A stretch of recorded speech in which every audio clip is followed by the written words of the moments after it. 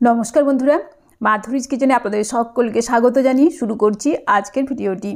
আজ তৈরি করে দেখাবো বাঙালির অতি প্রিয় গরম গরম কড়াইশুঁটির কচুরি। তাহলে চলুন শুরু করি আজকের এই রেসিপি। কড়াইশুঁটির কচুরি তৈরি করার জন্য সবার প্রথমে ময়দাটা মেখে নেব। সেজন্য একটা বড় পাত্রের মধ্যে নিচ্ছি 2 কাপ ময়দা।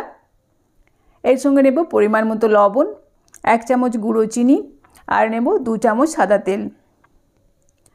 এরপর ময়দার মধ্যে ময়ামটা ভালোভাবে মেখে নেব।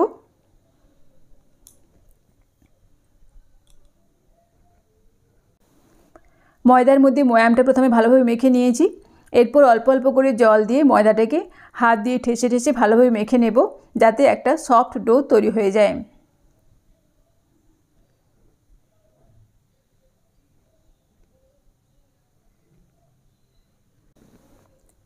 ময়দাটাকে ঠেসে ঠেসে মেখে একটা সফট ডো তৈরি করে নিয়েছি। এরপর ঢাকা দিয়ে 15 থেকে 20 মিনিট রেস্টে রেখে দেব। আর এই সময় আমি কড়াইশুঁটির কচুরির জন্য পুরটা তৈরি করে নেব। এখানে 500 গ্রাম মটরশুঁটি থেকে মটরগুলোকে বের করে নিয়েছি।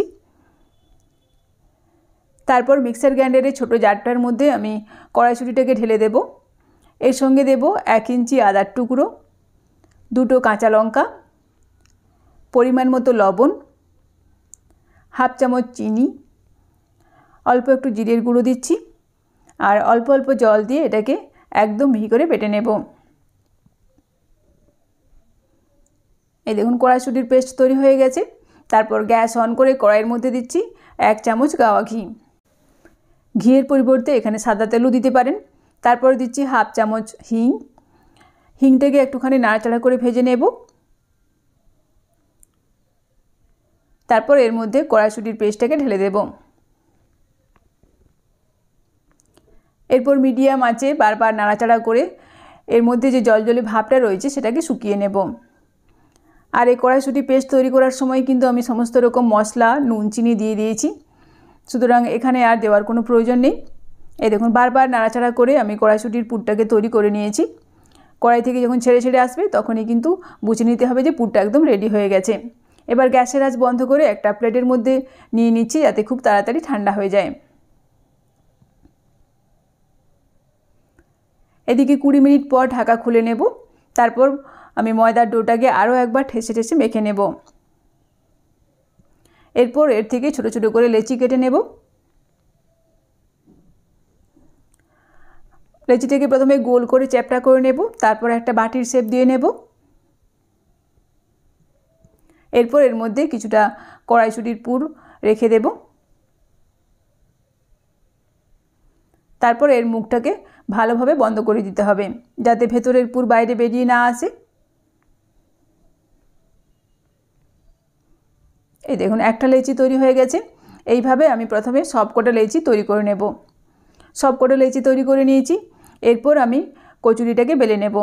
সেজন্য আগে থেকে সামান্য সাদা তেল আমি রুটি বেলার বেলনা এবং চাকির গায়ে লাগিয়ে নিয়েছিলাম। তারপর কচুরিটাকে বেলে নিচ্ছি। এই দেখুন একটা কচুরি কিন্তু খুব সুন্দরভাবে বেলা হয়ে গেছে। তারপর গরম তেলে ছেড়ে দেব। মিডিয়াম টু হাই ফ্লেমে কচুরিটাকে উল্টে পাল্টে ভালোভাবে ভেজে নেব। এই দেখুন একটা কচুরি কিন্তু খুব সুন্দরভাবে ফুলে উঠেছে। এরপর এটাকে তেল থেকে ছেঁকে একটা পাত্রে রেখে দিচ্ছি। ওই একই রকমভাবে আমি আরও একটা কচুরি গরম তেলে ছেড়ে দেব।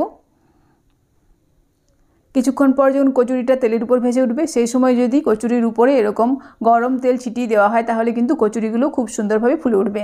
এই দেখুন এটাও কিন্তু খুব সুন্দর ফুলে উঠেছে। এইভাবে প্রত্যেকটা কচুরি প্রথমে বানিয়ে নেব। আজ আমি এই কড়াইশুঁটির কচুরি আলুর দমের সঙ্গে পরিবেশন করে দেখাচ্ছি। এভাবেই তৈরি হয়ে গেল আমার আজকের রেসিপি, বাঙালির অতি প্রিয় গরম গরম কড়াইশুঁটির কচুরি। আমার এই ভিডিওটি যদি আপনাদের ভালো লাগে তাহলে অবশ্যই লাইক, শেয়ার এবং কমেন্ট করে জানাবেন। ধন্যবাদ।